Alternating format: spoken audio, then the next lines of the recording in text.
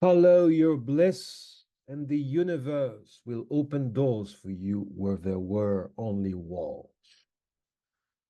Je traduis, n'aie pas peur, poursuis l'objet de ton allégresse, et l'univers t'ouvrira des portes là où il n'y avait que des murs.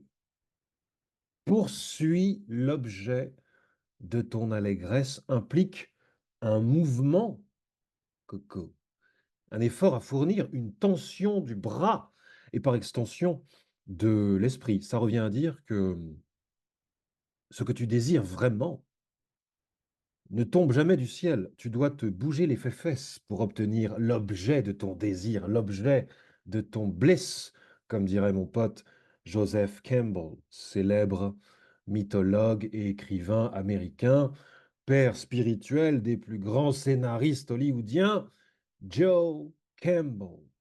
C'est lui que j'ai cité en préambule. Bon, je voulais te parler du manga Blue Giant, qui vient juste d'entrer dans mon panthéon personnel, que tu dois absolument dévorer tout à fait cessante, et qui exprime à merveille la citation de Joe Campbell. Toi, tu sais ce qui m'anime, tu sais ce que j'aime. Blue Giant, le géant bleu, c'est quoi? Ah, c'est quoi? C'est la trajectoire du héros au pays du jazz. C'est l'histoire d'un gosse exemplaire qui décide, en son âme et conscience, de donner sa pleine mesure à l'accomplissement de son but. Sa pleine mesure. C'est là où ça devient dantesque. Parce que comment dire ça la jeunesse n'est généralement pas l'époque de la pleine mesure. C'est généralement l'époque du doute et de la dissipation des forces. Je te fais une grosse généralité. Le jeune doute et se distrait. Parce qu'il se distrait, il se dissipe, il divise ses forces, si tu veux. L'adulte aussi, je te rassure. Dai Miyamoto, le héros de Blue Giant, rassemble ses forces. Je suis désolé, je parle du nez, j'ai l'impression, j'ai un peu enrhumé. Voilà. Il rassemble ses forces, l'ami, tu vois, et remédie au doute par l'action, en fait. C'est-à-dire qu'il donne le meilleur de lui-même. C'est ça la pleine mesure. Il donne le meilleur de lui-même à l'accomplissement de son but, à la poursuite de l'objet de son allégresse. Devenir le plus grand saxophoniste du monde. OK? En ce sens, Miyamoto touche à l'idéal. Qui n'aimerait pas avoir un gosse ou une partenaire ou un pote qui donne sa pleine mesure, hein? Quoi de plus stimulant? Bon, alors déjà, chapeau bas à l'auteur de ce manga, le fabuleux Ishizuka Shinichi, qui réalise un véritable tour de force pour deux raisons essentielles. Un, le jazz. Deux, le jazz. À quel moment tu te dis qu'un manga sur le jazz va fonctionner? Quand on sait que l'âge moyen d'un lecteur de manga, c'est quoi? 16 ans. Et l'âge moyen d'un auditeur de jazz, c'est quoi? 76 ans. Je force le trait, évidemment, mais tu vois très bien ce que je veux dire. Je n'ai jamais entendu un seul jeune, mes enfants compris, et moi compris quand j'étais jeune, me dire que le jazz, c'est grave bien. C'est un truc de ouf. C'est banger. Je crois que c'est comme ça qu'on dit maintenant pour dire excitant. Tu vois. Ça se trouve, on le dit déjà plus. Banger. Oh putain, ce que je suis vieux. Le jazz, dans l'imaginaire collectif, c'est la musique de ton daron, voire de ton grand-père. Et encore, ça dépend des milieux. Le jazz a une connotation plutôt bourgeoise, élitiste, comme la musique classique européenne ou le théâtre, tu vois. C'est une musique compliquée, hermétique, relou, quoi. Euh, Même dans Blue Giant, qui se passe à notre époque, il est question de la mort du jazz, de la gênance de cette musique et de l'extrême difficulté d'en vivre, tu vois. Ok. À quel moment Shinichi se dit que ça va fonctionner?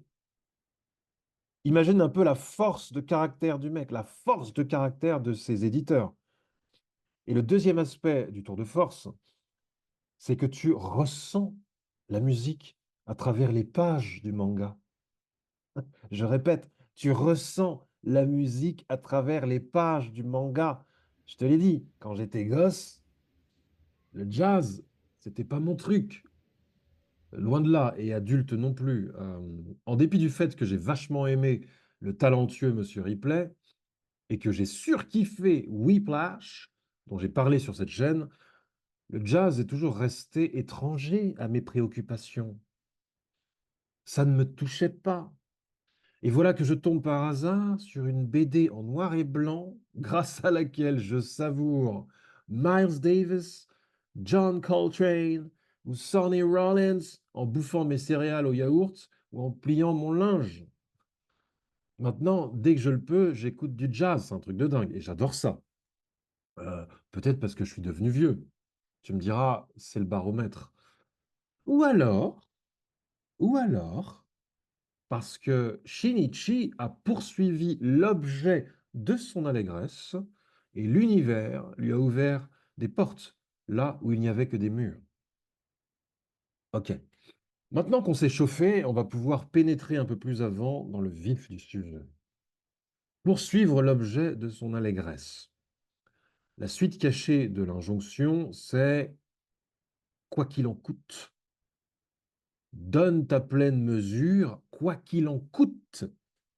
Et tu deviendras le plus grand saxophoniste, ou le plus grand cordonnier, ou le plus grand philanthrope, ou le plus grand humoriste, ou le plus grand chirurgien du monde. Tu vois, c'est le pacte faustien sans le diable.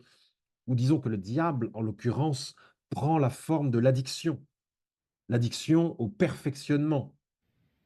Miyamoto est complètement addict au perfectionnement en matière de saxophone. Toute sa jeune vie tourne autour de l'usage de son saxophone, de la même manière que toute la jeune vie de Miyamoto Musashi, légende absolue du Bushido, toi tu sais, tournait autour du maniement perfectible de son sabre. C'est le nom qui fait ça, Miyamoto. Stylé.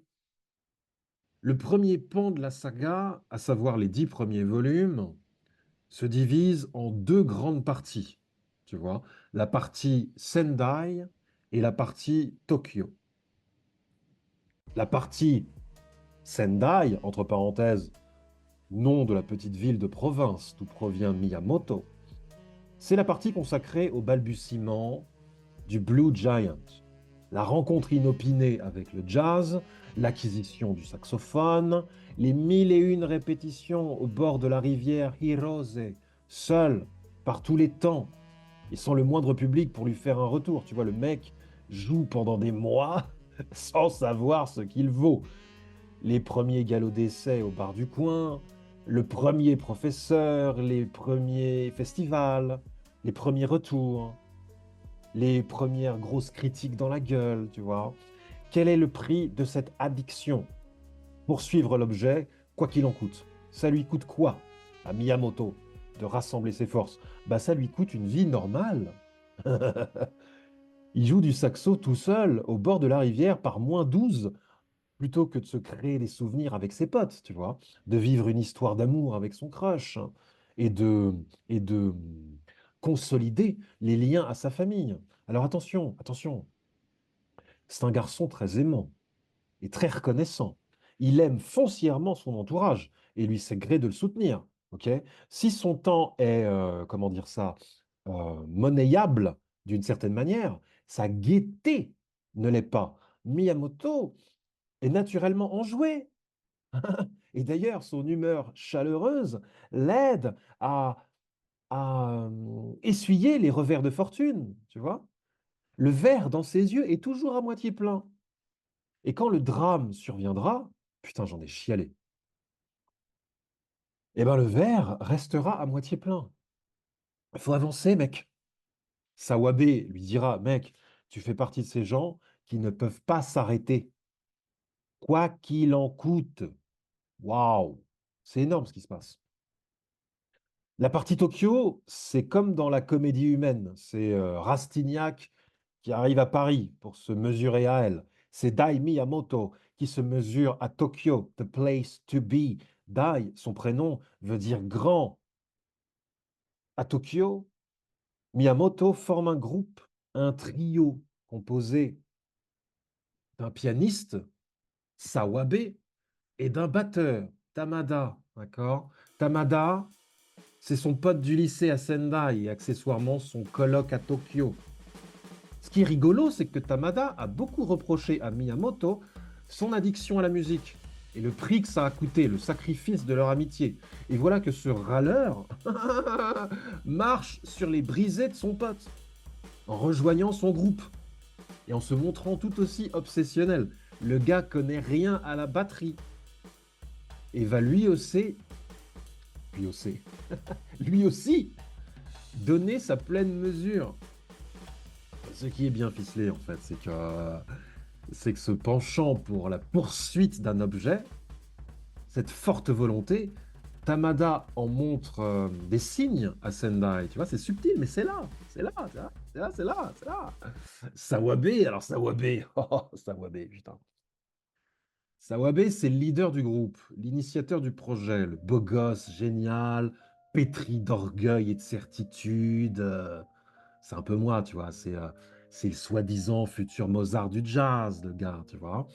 Un, un garçon imbuvable, à la fois brutal et chic. Monsieur fait du piano depuis qu'il a 4 ans, tu comprends? Alors que les deux autres bouseux ont commencé la musique genre avant-hier. Tout ce que je peux dire, c'est que Sawabe croit qu'il a donné sa pleine mesure. Mais le gars va se prendre une tarte dans la gueule. Il est clairement le personnage qui entame la plus forte transformation. Il va y avoir enchaînement des concerts, montée en puissance de la réputation, confirmation d'un immense potentiel chez les Trois Mousquetaires, et puis le drame. J'ai rien vu venir. Ça, c'est pour le premier pan de la saga, les 10 premiers volumes. Ce truc me hante. La poursuite de l'objet, quoi qu'il en coûte. L'univers qui ouvre ses portes là où il n'y avait que des murs. Ah, coco cocotte, rares sont ceux qui donnent tout. T'es d'accord?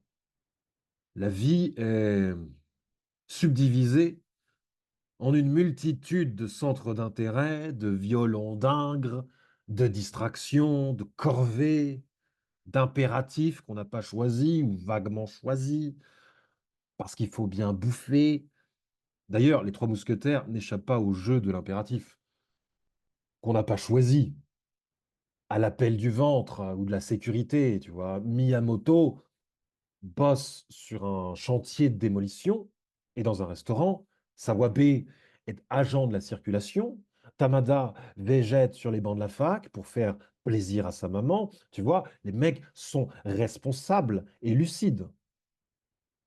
Mais dès que possible, à la moindre seconde de leur temps libre, ils donnent tout. Miyamoto fait des progrès de fou furieux au saxophone, pas parce qu'il a l'oreille absolue, mais parce qu'il donne tout à la moindre seconde de son temps libre.